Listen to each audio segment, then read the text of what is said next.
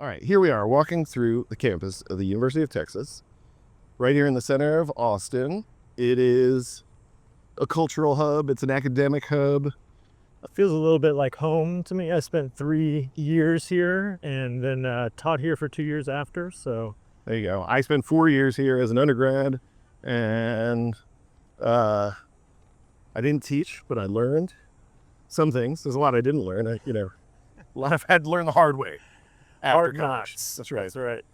This is a maze of old buildings. I spent a lot of time on this campus as a student, but I also spent a lot of time on this campus as a filmmaker.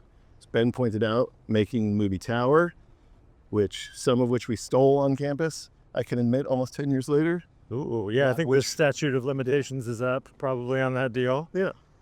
And where are we walking to right now, Keith? Well, we are on our way to the old RTF building, and there we are going to go meet a friend, a mentor, a teacher, a doc filmmaker. The former chair of the department of the film school. Yes, that's right. We're going to meet Dr. Paul Stekler. He puts the doctor in documentary. Yep, that's right. I said that.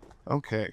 He's a supporter of up-and-coming filmmakers. He's at almost every screening. And when I started in grad school, I really got to know him, and he became the chair of my thesis committee, and he helped me make Winnebago Man. All right. So Paul has played a pivotal role. I think he is a consulting producer on Tower.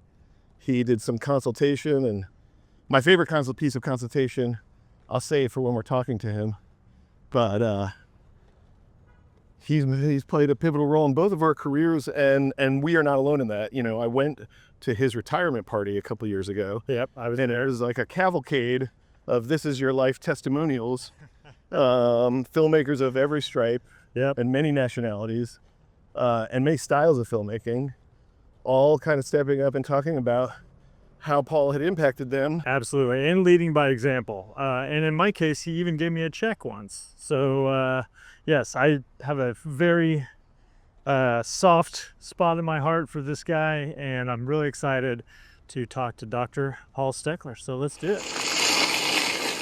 On your left. You're listening to DocWalks with Ben and Keith. All right. Paul Stekler, Ben Steinbauer, I'm Keith Maitland. Hey guys. And this is not DocWalks, but instead DocTalks. Ooh, DocTalks. Well, SITS doesn't sound quite as exciting, I think. I'm going to credit my son Theo this morning when I told him we weren't going for a walk, we were just going to sit and talk. He said, you should call it DocTalks. And I said, genius. And it's onto something. It's got an extra layer of meaning since we are sitting here with a doctor, Dr. Paul Stekler. And where are we right now, Paul? Tell us. We are right out in front of the Communications A building, which is where the radio, television, film department that I was part of for 27 years and was lucky to be the head of production and then the chair of resides. A department that I love, a department that Ben, you were part of. That's right. And a department that would have been better if Keith had been part of it. I wouldn't. Debatable. That is indubitably the case that it would have been better for me if I had been a part of it. That big word. I can't speak to the whole department. But Ben wouldn't have known anyway, because I would have been long gone by the time you came around. I probably would have been one of your teachers. And that's happened naturally in life anyway. All right, Paul. So as you know, this podcast is about us talking to documentary filmmakers, because what we hope people can get out of this is learning about how successful filmmakers started their careers, how they came to be. Sure, yeah.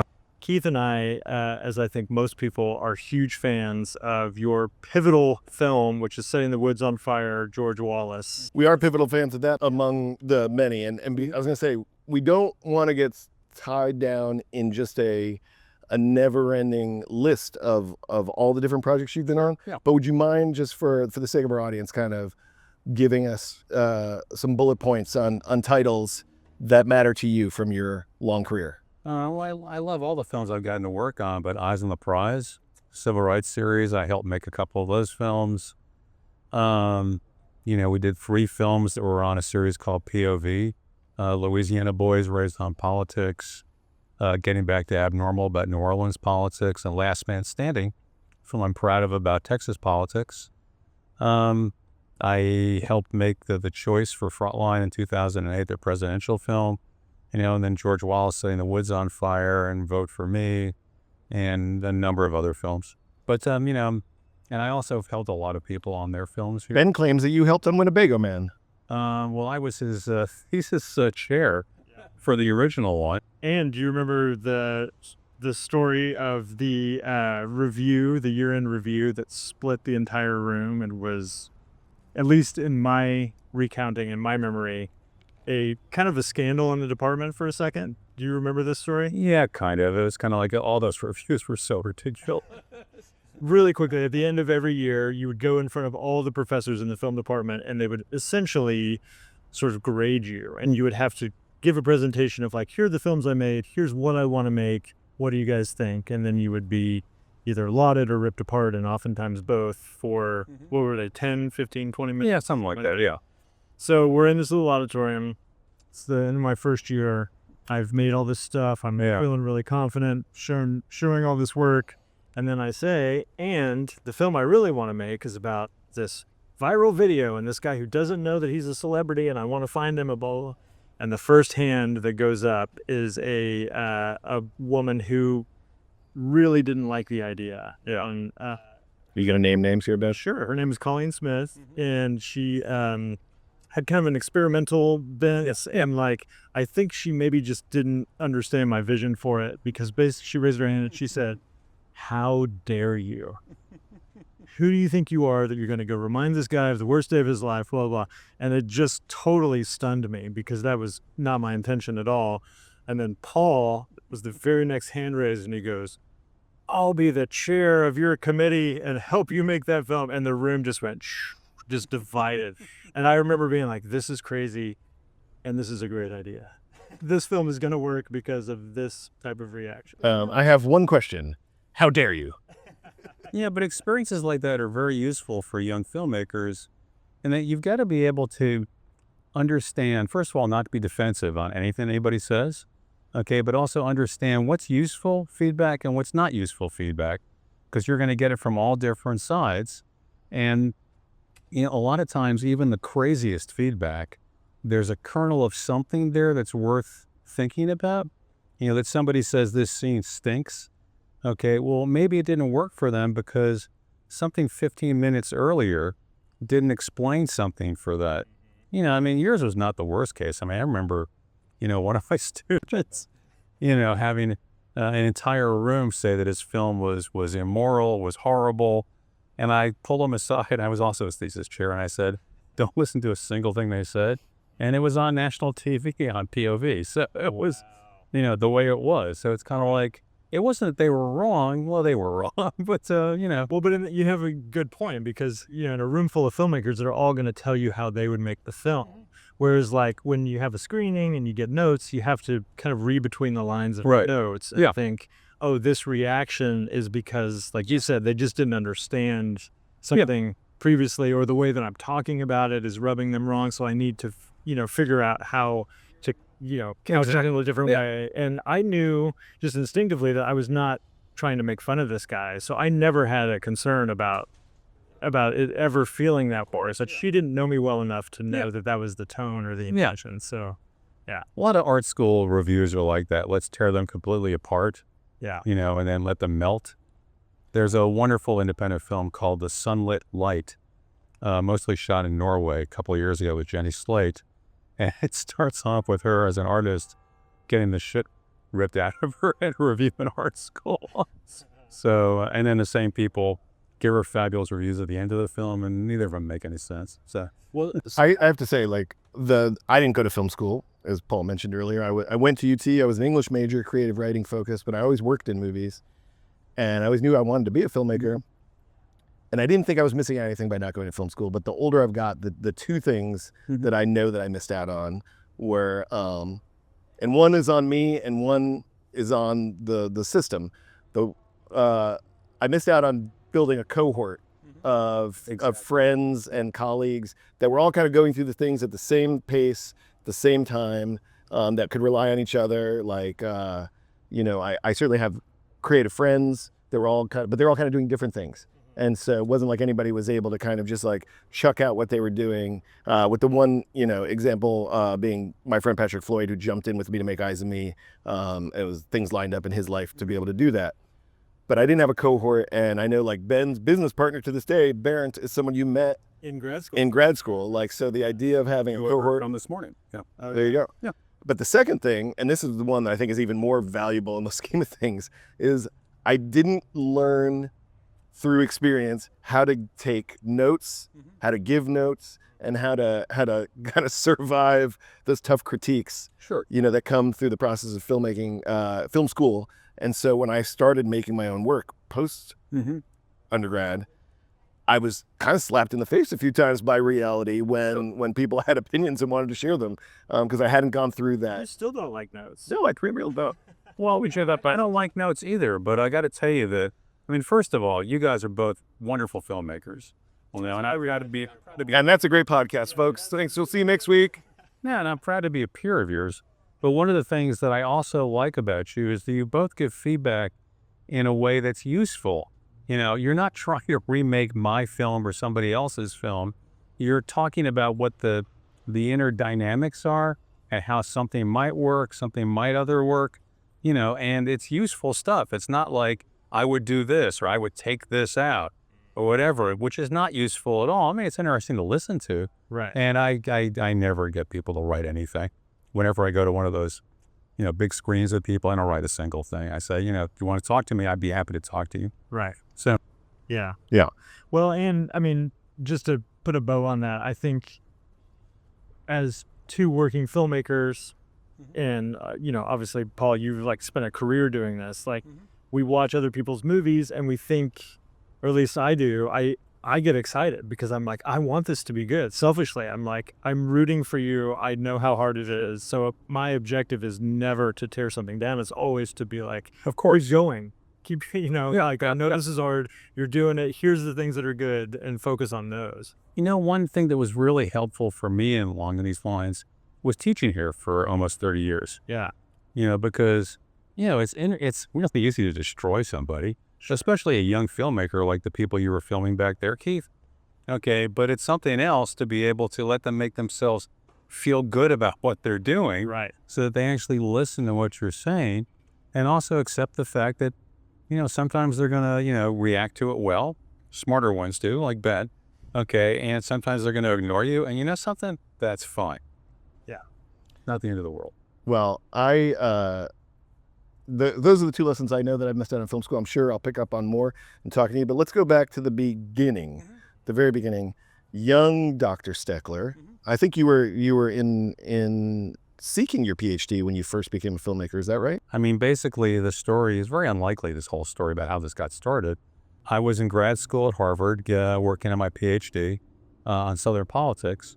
And a friend of mine, Tommy, who was getting an MFA in sculpture at MIT, which was mostly throwing bricks together with sand.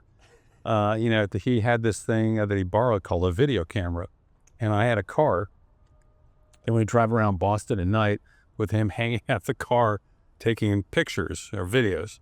And he said, there's this guy where I borrowed the camera, and he's drunk a lot, and he's really funny, and he seems to have made films down south. His name is Richard Leacock, and you might like him. And Ricky was the head of like a documentary program there. So I invited myself over one day, and Ricky was drunk, and Ricky was fucking hysterical. And he was telling all these stories, and he liked me. We must have been talking for a long time. And he goes, "You want to see a film I made?" And I go, "Sure." And it's about George Wallace standing in the schoolhouse door in Alabama. I'm watching this film going, how do you do this? What is this? And this is not like some doofus. This is like one of the founding fathers of Cinema. Yeah. No, he's a giant. This is Richard Leacock. He was a famous filmmaker. Yeah. He was the drunk guy. Yeah, he was spending time with a schlub graduate students. And he was running the program at MIT at the time? Yeah, it was a documentary program. Ross McElroy came out of it, and Ed Pincus, and it was a fabulous program. Then a couple of years later, I was teaching at Tulane. I talked to somebody, and she said, "What do you want to do with your life? You seem bored." And I go, "I want to make films." And she connected me to somebody who knew somebody who knew somebody who was an associate producer at WYS in New Orleans, and I had lunch with him and his producer, and I made up a story. It was my dissertation of how black politics in the Mississippi Delta, a decade after civil rights, and they said, if you can raise some money, we'll let you be the assistant writer. On your idea. And Yeah, my idea. Yeah. Wow. And, we went up to Mississippi. I raised, I don't know, $10,000, $20,000. I became the director. And we made a pretty good film. Could have been better, but it was a pretty good film. And got a New York Times review. I figured this is easy. Hey. And then the next film, I think I raised 1/3 as much money for a film about ethnic politics in New Orleans for a mayor's race. And then both these films got seen by a guy named Henry Hampton, who I was connected to through his secretary, who was a buddy of mine. She was a ski bum turned secretary. And Henry told me he was doing this series on civil rights. And we both were interested in black politics. And he said, you got a PhD from Harvard. You want to be an advisor on the series? And I thought about it for a second. And I said, wow, free trips to Boston and stuff. And I said, no, I'd rather make a couple of the films. And he looks at me and he goes, what a weird idea. And a year later, he hired me. I was the least qualified person of all the filmmakers. Wow. I talked a lot because I was a very confident guy. And that's the story. And what was it that, was it seeing that George Wallace footage that Richard Leacock showed you that made you want to focus on films? Because because obviously the politics thread makes sense, but what was it that turned you on about making films? Was it? I think it was just a combination of stuff. I didn't come out of seeing that wanting to be a filmmaker. Yeah. But as I got into this and I began to look at stuff differently, I remember right around that period of time, I saw Days of Heaven. Yeah. Okay, and I'm sitting in my seat.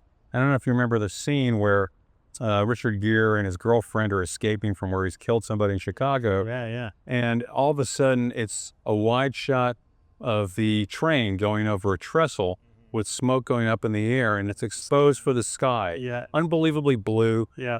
Everything else is unbelievably black. It's Leacock playing.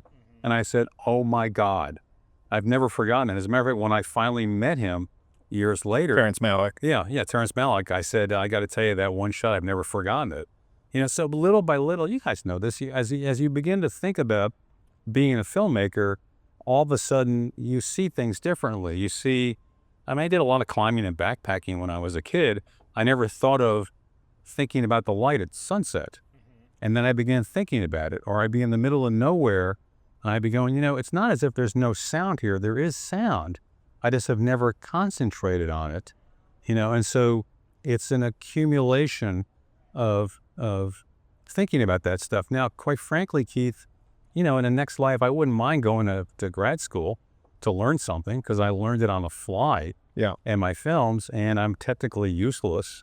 I think of when I was working with Margaret Brown on her film, the Townes Van Zandt film, Be Here to Love Me, she would be talking about color palettes and things some I've never thought of. I'm sure they're really important. That's what the cinematographer is there for me. Right. But it's just a different way. I have, the thing is I know politics really well. I know history really well. So I'm useful for that. Well, let's talk about that because it's something that's always intrigued me.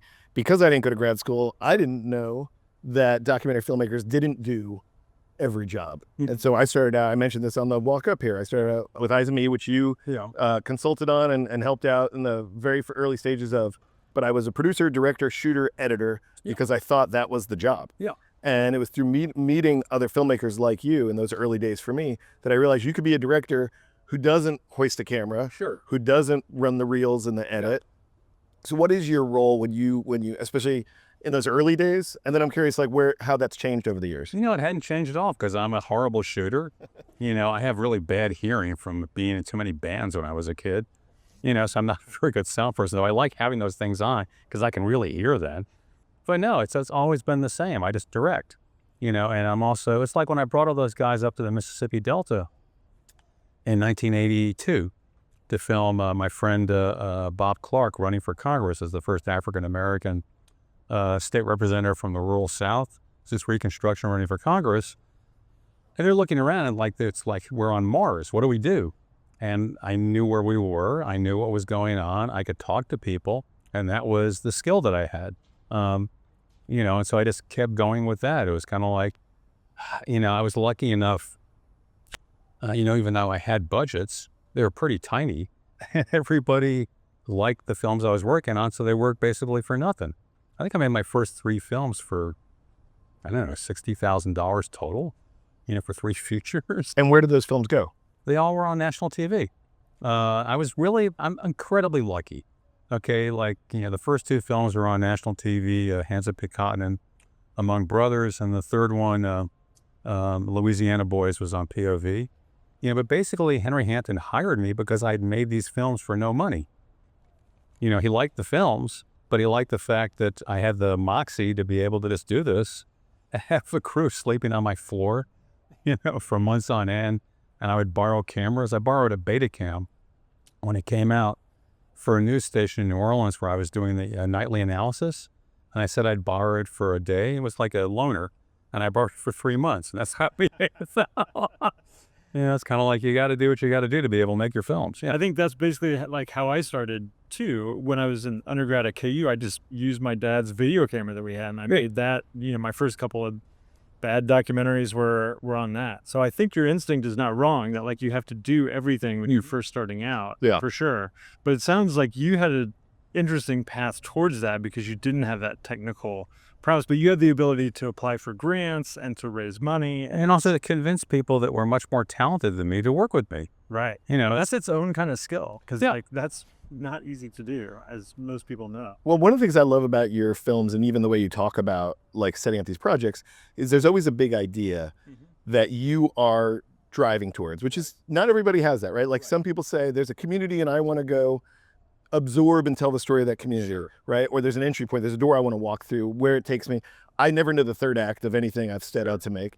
But you start out like a theorist, right? Yeah. You have it's like a scientific method, and you're going to test that theory through the process. Is there ever a time where you went in with a theory and discovered that you were far off base and had to totally reset the chessboard, or have you always been able to kind of follow the outline that you've set forth? Never, always. Yeah. I mean, the deal is that I'm a political professional. I was a pollster, a pretty high-level pollster, who could have worked on national campaigns. I ran campaigns. I almost ran for office in Louisiana. And one of the reasons I was able to get anybody to talk to me in politics was that I could talk the talk. Republican, Democrat, conservative, liberal. The second I was there, they knew I was one of them. And so that, the concepts were, not brilliant. This is not talking about, atomic physics or something or other. It's, what's going on in this election? What are the stakes? And how does that help a broader understanding of what our politics is like? And when a few times that I did history, it was not all that, dissimilar. I'd read a bunch of books. I would talk to historians who also liked talking to me, because I was a filmmaker who treated them with respect, as opposed to many filmmakers treat them as, they're on the grant. And a lot of these guys, remain my friends, and I like their books and I like their stuff, and I would learn from them. But the basic concept, like I did a film about the Battle of Little Bighorn, the concept of expansion in the United States and the displacement of Native Americans and all that. I was working with a Native American writer, James Welch, a novelist who I really respected, loved his books, and was amazing working with him on Indian reservations. I just learned a lot of stuff, but it was in the context of a basic idea of why are we here? What are we trying to do? I never tried to get anybody to tell them, regurgitate what I thought. I wanted to hear what they said they thought, and I was into long paragraphs. My idea of a great interview is something where somebody can talk for a while, and you don't get bored, and it goes from this point to this point. It's like a good shot. A good shot is I see something over here, and you move the camera here for a reason. Okay, and it resolves itself in something. I thought the same way with talking to people. It's interesting, in 2008, when I helped Mike Kirk do the 2008 Frontline about Obama and McCain, he had a completely different way of thinking about interviews. He wanted to chop them up, sentence from different people. And it took me a while to figure out what he did, and it was brilliant. It wasn't what I wanted to do. And we actually finished that film with a long quote from Matt Bai, who's a wonderful political writer, which Mike said, I'll never finish the film that way. I'll never finish it that way. And I kept going, this is a brilliant finish. And then finally, when we got the final cut, he finished it with that quote. So I had a little bit of an impact on it. So That's great. Well, I love, your years of teaching, I think, have given you such an interesting viewpoint on what it is that makes for a good documentary versus a bad documentary. And I love what you were just talking about, that, a shot and having to motivate the camera, what you're looking for in an interview. We hope that a lot of young filmmakers are listening to this podcast. So what would be some things that, like, if they're starting out making their early projects, like, what makes a good documentary in your mind? Well, Ben, you probably heard me, talk about this in classes. For me, one of the most important things is, why are you there? What do you, is a point that Keith made. What's the idea? Okay. I mean, you can be Margaret Mead, an anthropologist, put a camera down and hope something happens, and that could be interesting. But I think it'd be much more interesting if you have some sort of a reason to be there. What are you passionate about? What are you really interested in? When you first came up with the idea of Winnebago Man, it was mostly, funny videos, that people had found and whatever, but there was a kernel of something there. And I think between that and your detective hunt for that guy, you can get this larger idea of why we care about this stuff, in a personal story, and so, for me, I'm always looking for a character or characters who are really good on camera, who are accessible, and are really reflective, as opposed to people, a lot of times politicians and important people, they're not reflective at all. They're just, they're just talking, they're used to talking to the news, and it's not very interesting, so I think it's a combination of passion, story, characters, it's not brain surgery, and that's what I would suggest. It's kind of like, it's funny, you had Jesse Moss on. I've known Jesse since he first started making films, Plus, he was into politics too, right? Like, that's how he started, was it? Yeah, but the very first film that he came down to show me was the one about the stock car or the demolition surgeon. Right? Yeah. Yeah. And it's kind of like, I loved it because the character was great, and also it was New Jersey. Yeah. So well, Long Island, I think. Anyway, one of those things. Yeah. But how did you and Jesse connect? I don't remember. It's just kind of, he found me. He found me. Maybe it's because of politics. I don't know. Yeah. Gosh, who was the guy that made Street Fight? Marshall Curry. Yeah. Called me up and he was making a film, and we talked a bunch about how to make films about politics, and his film, was very, very successful. The guys that made Spellbound, showed up at my office here. Great. Just they were showing, I think at South by, I think, and they said, come to see our film. And I liked them a lot. I was going, God, spelling bees kill me now. And I got in almost before the film started, just so I could get out. And 10 minutes in, I was crying. Yeah. It was such a wonderful film. So I don't know, it's part of a community of folks. The one cool thing about Austin was that I used to joke in New York about, where's the community? And I knew lots of documentary filmmakers, but it's not like we all hung out together. I'd have a drink with Alan Berliner every now and then, or I'd go to see Judith Halfand every now and then. But when I came down here, there was a real community. I didn't know what to expect when I moved here in 1997. I was a little scared. Is there anybody I can work with? Does anybody know how to use a camera? I don't know anybody here. And not only were there people here, a lot of them associated with the RTF department at UT, but they were really talented and they were really friendly and they liked hanging out, and it was a much more calm way of living. I worked with a lot of young women. Sandra Gardato is my editor, Deb Lewis is a shooter, and they were moms, and it was 5 or 6 o'clock, it was time to go home. And I go, are we going to keep working? Like we are in New York, till 2 o'clock in the morning? No. And once I got off that, I was going, that's okay. Yeah. I can, go home and watch TV or go out with my girlfriend or something or other and just have a normal life. Right. So, the move down here was pretty great. Yeah. What was the first film you made after you kind of reestablished yourself in Austin? George Wallace. Yeah. I'd done a lot of the legwork, I'd raised a fair amount of the money, from the NEH and the American Experience, which sadly is now, going kaput with the cuts. But I did most of the production work out of here. Sandro Guardado was my assistant editor and set up an office, and we worked out of the building in back of us over here, and then over to the Dock Motel that Ben knows.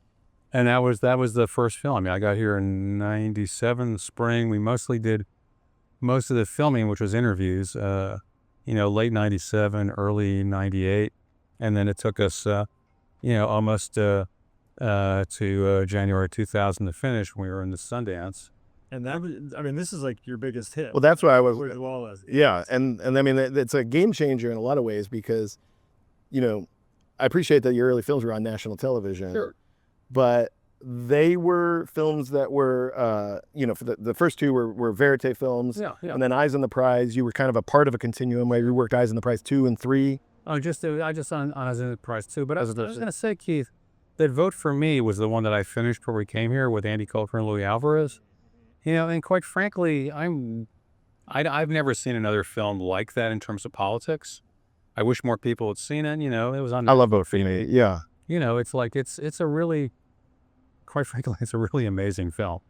For 4 hours and the way that it works from sequence to sequence. So that was done right when I came here. It was on national TV in October of '96, and I moved here literally on my birthday, January 3rd, 1997. Wow. And then after George Wallace, we made Last Man Standing, about Texas politics in 2002. And then I kind of took a hiatus. I did this series called Special Session in 2005 and 2007, which was a weekly series, during the legislative sessions. And we would do little documentaries, and some of them were really, really good. Deb Lewis shot them, Sandro Guardado edited them. All in the Dock Motel. Yeah. So I just kind of did what I wanted to do. And I want to stop you right there because George Wallace in particular, if we just talk about that film for a second, is incredible because of its access. That you were able to basically convince the biggest racist in the world, in most people's minds, to basically do a mea culpa at the end of his life. Yeah. That is an incredible accomplishment. And that also speaks to your ability to have a relationship with somebody like that and to gain access. So I'm really curious about that part. Like, And the pitch on that. And To Wallace. To Wallace, yeah. Well, it's the same pitch I use with everybody, Ben. It's kind of like, I want you to tell your story. And you come at it not as like, I don't know what happened back in those days. It's kind of like, as filmmakers go, I was kind of an expert in Southern politics. I knew Wallace's story. I knew where he fit in, and he was already doing mea culpas, trying to, apologize for his past. When he got reelected the last time, it was mostly on the back of African American votes in Alabama. So the transition had already happened. But I got to tell you, I can't think of almost anybody in many, many years of filmmaking that have ever turned me down, to film them. Now things have gotten a lot harder, because now people are, scared of cameras. They want to totally control stuff. Yeah. But no, for all that time or whatever, everybody, wanted to be on, wanted to talk to me. I was much better in my professional life talking to people than I was in my private life. I should have brought those same skills in. Well, one other It'd be good to have Deb and Sandra in the mix. Yeah. Well, like Ben was saying, George Wallace kind of like, to me, that's when I became aware of you, was George Wallace. I went back. I don't think I've seen all 4 hours of Vote for Me, but I've seen selections of Vote for Me. And then Last Man Standing, to me, is my favorite kind of political doc because there's such warmth and heart and a great sense of humor in that film. But at the same time, it's like a microcosm of the national story told through the race here between Rose and Green. One really important thing for young filmmakers is that I've always glommed on to the people that I work with. So I think George Wallace is one of the best political history films ever made. Okay, but a lot of it has to do with Dan McCabe, my co-director who edited, who was an amazing editor. And the reason I wanted to work with him is that I had seen stuff that he had edited before WGBH, made him change it.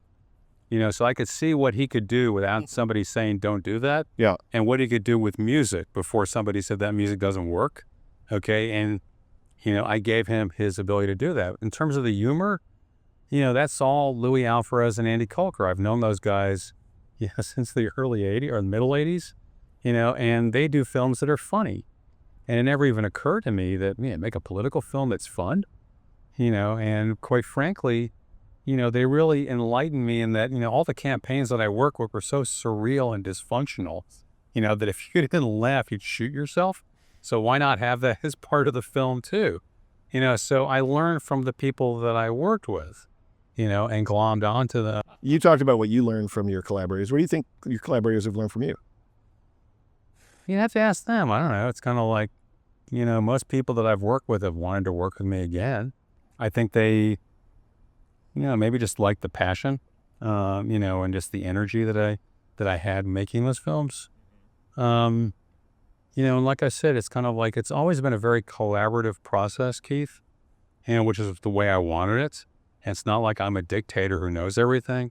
At the same time, I realize that somebody has to make a decision. Yeah. And so that's what you're there for. And even if your decision is wrong, it's a decision, and so you don't force people to anything. I treasure the fact that when we were making Last Man Standing, we're driving all over the state to shoot. It's long drives. And Deb Lewis, the cinematographer, was always in the front seat. And we'd just be talking about, where are we going? Why are we going there? How does it fit into things? How does it fit into Texas politics? So that when we were there, I totally trusted her, giving her little bits of directions. There's a shot in Last Man Standing where we're over in a mall in, maybe it's Galveston. And it's the Dream Team of Democrats in 2002, which was Tony Sanchez was terrible, gubernatorial candidate. The Democratic dream. They're starting off in a mall. There's nobody there, and there's a large African-American woman who's catering it in the mall. And she goes, pretty good crowd today, pretty good crowd. Okay. And Deb just lets her talk, and this goes like this. And all you see is two old dudes, the back of their heads on a bench. I mean, it's like it's a Hall of Fame shot. Okay. That's because we talked. We talked about the fact this is probably they're going to lose. This is not a good, good team, and so you work with people in a way that they know what's in your brain, so that you don't have to use an editor as hands. You don't have to have a cinematographer as shooting for you. It's so maybe that's what they learn working with me, that it's that I let people do what they can do. Yeah. Yeah. Well, I have to say, like, as somebody who has an incredible academic resume and ran this institution for many years, you have a pretty profound anti-authoritarian streak in you. Really? I think so. At least you're a supporter of the independent mind, and you're always pushing for people to grasp onto freedom. And it's one of the things I was talking to Ben on the walk over here. You gave me a foundational piece of not even advice, but support when I was making Tower, sitting here in the shadow of the UT Tower, listening to that bell chime every 15 minutes. I reached out to you when I first wanted to make that film, and I asked you for an introduction to the university president or to access the president's office, because I wanted to make this film, and I wanted to make sure we weren't going to be shut down by some lawyer with a cease and desist. And you shut me down immediately in that thought, and you said, you don't need permission to make this film. This is history. Yeah. This is everybody's story. You live in this town. You went to this school. You can tell the story as much as anybody else until they tell you to stop. Full steam ahead. But you know that I probably did that also because I knew they'd tell you no. Well, and I appreciate it, because what would I have done? Exactly. So fuck it. Yeah, right. Better to ask for forgiveness than permission. And the thing is, that's an ethos I had lived by already in every aspect of my life. But sometimes you just need to hear the thing you already know. Yeah. And you need to know that there's a backstop behind you. And I feel like, I don't know, I felt so emboldened by that brief conversation that we had. And then we talked multiple times throughout the process of making that film. That film wouldn't be what it was without you. You're in the credits as a consulting producer, and probably deserve more than that. And I just, I don't know. I want to thank you on behalf of me and my team, because honestly, without that conversation, we might have been stopped dead in our tracks, the earliest days.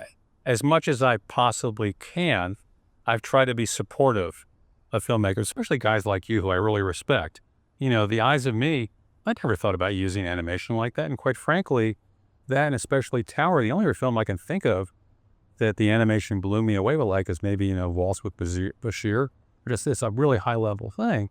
And, Ben, you were really good in graduate school, and Winnebago developed in an amazing way. But what I was thinking was, besides the fact that I want to be a better person, is, how can I help people? Because quite frankly, when I was coming up, there were people like Henry Hampton, Eyes on the Prize, who helped me, and they didn't have to.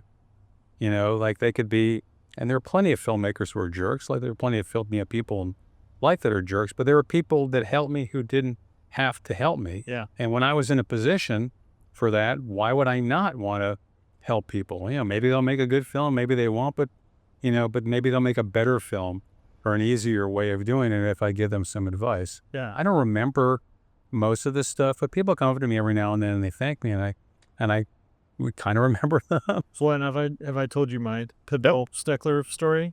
We were editing Winnebago Man in the Dock Motel. I was teaching here, no money, wasn't able to raise any money for Winnebago Man. I was literally credit cards and bank loans, whatever I could scrape together. And there was this moment where I think we'd just gotten into South by and we needed money for a poster. And I was out. Mm-hmm. I just didn't know what to do. And I don't even remember telling you about that necessarily, but you were around because I was editing where we all office. Yeah. We were there late one night and you came in and I don't even remember you really saying anything. And you just dropped a check on the desk for $2,000. Yeah. And you walked out. And I remember just being stunned. I was just like, I can't believe the generosity in that moment. And it was such a shot in the arm of you can do this, keep going, you're on the right track. And I've never forgotten it. And that, and so I try to do that with other filmmakers, not necessarily monetarily, but I try to meet with them, and if they want to meet, I will give anybody advice, because that was so pivotal to me, and that was so kind, and it was also so just inspiring. It was look back to what we were saying earlier, you can do this. This is hard work, but it's important work. Yeah. And I love that you have always been kind of the center of the film community here in Austin, and you're at every screening, and you're, in most credits for movies that get made here. And so I'm working my way to a question, I promise. At its best, what do you think documentary film can do? Listen, I love narrative films, but the thing about documentary films is that you don't have to have $1 billion to make them. Okay, they're accessible, to be able to make, a very small crew or one person. And what they can do is they can take you all over the world into communities that you're not part of, stories, that get you, much deeper into something, than the news would ever do. What's better than that? One of the cooler things is that, as a teacher, you see your students doing lots of films, they're student films, but they're coming from their perspectives. And for the community here, being even a small part of films, like your films guys or Margaret Brown's films or Heather Courtney's films, or other really good filmmakers, I get to, help in a small way to see these amazing pieces of work, that are about completely different things, and, I can only make a certain amount of films. I've only made, I don't know, 12 films, something like that. Only 12. Last year you made a film with, you just mentioned her, Heather Courtney, our great friend and a lovely and wonderful filmmaker and human being. Yeah. And the film that you made is lovely and wonderful. For the record, yeah. For the record. It's a short film that focuses on the importance of journalism and again, kind of speaks to, I think so many of the films you're involved with are a microcosm of the national story, the human story told through a very specific and small lens. Yeah. That's your most recent completed project as a producer. Right. What did you learn on For the Record? How did Paul Stekler, filmmaker, change? I feel like every film changes us. Well, first things first, I really respect Heather. She's a wonderful filmmaker. Her film, Where Soldiers Come From, is an amazing film. And I helped a little bit on that one too, but it was, she wanted to make this film, and she had absolutely no money. And I said, well, I'll raise you the money. That's, a lot of bravado. We eventually raised the money, sort of. But I also wanted to go out to the Panhandle. I loved it out there. I liked Laurie Brown, the main character. What did I learn? I don't know. It's I got to watch Heather's method, which is different than your method or my method. I don't know if I can articulate what that is. She's a one-man band. She really does shoot to sound, and talk at the same time. And it was kind of like, how do you take a character, over a long period of time, because it was shot over, 3+ years, whatever, and make it into a coherent narrative. She was able to work with Karen Skloss, who I also love, is a wonderful editor here, who's, I think I've helped her on a couple of her films as well. And it was kind of like, but I've known her since she was a student at UT. I don't know. It was a great experience. How about that? Yeah. And working with Heather is different than working for other people. And it was fun, being the supporter as opposed to being the director. I'm sorry to do it. I have to stop, but I want to make sure that you get the last word here, Paul. Is there Sure. anything that you wanted to talk about or say before? Just that, one of the cool things about being here, guys, is that they're filmmakers like you, who I really respect, that I can hang with, whose opinions I really trust and treasure, whose films I like, and you're one of a community of people. And I think that I'm not sure that many people know just how strong the documentary community has been and is growing to be even more, now. And a lot of the filmmakers that I knew, when they were first starting out, like you guys, have become really, really successful in doing bigger and bigger films. Austin is a pretty amazing place to be part of this film community. I want to sell this like it's, like I'm a real estate agent or something or other, but to see the difference between what it was like when I came here in '97, and all there was Rick, and Robert and a few other people, and Hector Galan, was sort of doing his PBS stuff. That was it. Now it's a really amazing place, and being able to see the growth of the Austin Film Society and South by Southwest, the Austin Film Festival, and especially my radio, television, film program, which has become a nationally recognized great filmmaker program, pumping out filmmakers. Nothing better than that. Just nothing better than that. Well, Austin does a pretty good job of patting itself on the back historically, but the documentary community doesn't get enough focus. And I think you haven't gotten enough focus as a foundational figure and an architect in a lot of ways. 100%. To the support and the growth of you. You named them, but I'm happy to rename them. Margaret Brown, Heather Courtney, Deb Lewis, Sandra Guardado, Ben, to some degree, David Hartstein, David Modigliani. Yeah. The list goes on, and there's a whole new generation of folks kind of coming up that are benefiting from the continuum that you set in motion, some of whose names we haven't even heard yet. That's right. But they'll probably reach out in the comments and let us know. If you sat me down, I could probably do a whole list of people whose films I really like, and just seeing them go up. What about the people whose films you don't like? Will you give us that list too? No. Wise. That's right. We live in a digital age. Everything is too readily available. Well, I know Ben's got to go. We could sit here and chat. We'll continue to chat.